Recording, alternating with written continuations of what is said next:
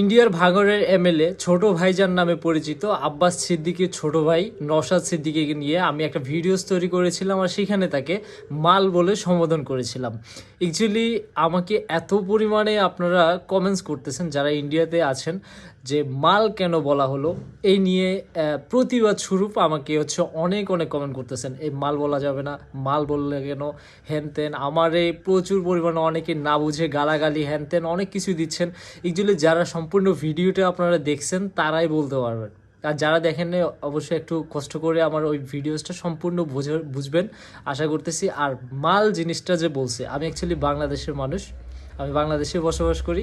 আর বাংলাদেশে অ্যাকচুয়ালি মাল বলতে কোন মালকে বুঝাচ্ছিলাম আমি, সেটা আপনারা বুঝতে একটু ভুল করতেছেন।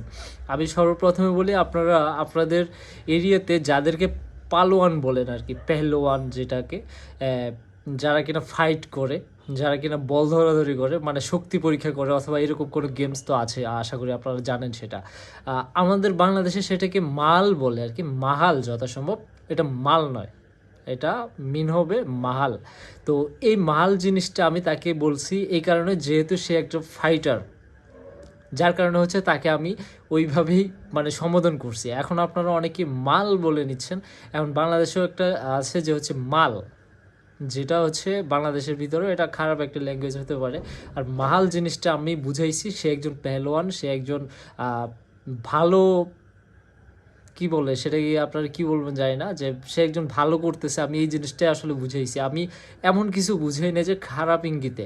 দেখেন, একটা ভাষাই আছে যে কোনো দেশের বলি, কোনো দেশের গালি, এক দেশের বলি আরেক দেশের গালি। যেমন নাকি আমাদের বাংলাদেশে সিলেটের একটা কথা বলি, যে সিলেটে পুরি, আপনারা পুরি বলেন না, যেটাকে আমরা খাই, এই রুটিটাকে, সেটাকে পুরি বলি। আর পুরিটা যদি সিলেট গিয়ে বলি তাহলে মেয়ে বুঝায়।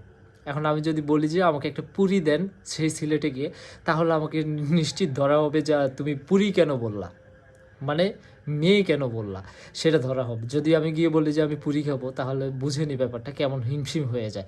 সো আপনাদের ভাষায় হয়তো বা মাল জিনিসটা অন্যরকম লাগতে পারে, কিন্তু আমাদের ভাষায় এটা একটা বলিষ্ঠ মানুষকে বুঝায়, যারা কিনা ফাইটার, তাদেরকে বুঝায়। আমি অ্যাকচুয়ালি আপনাদের ছোটো ভাইজানকে কোনোভাবে ছোট করতে চাই না, আমি তাকে অনেক বড় করেই সম্বোধন করেছি, তাকে ভালো লাগে বিধায় আমি আপনাদেরকে বলছি।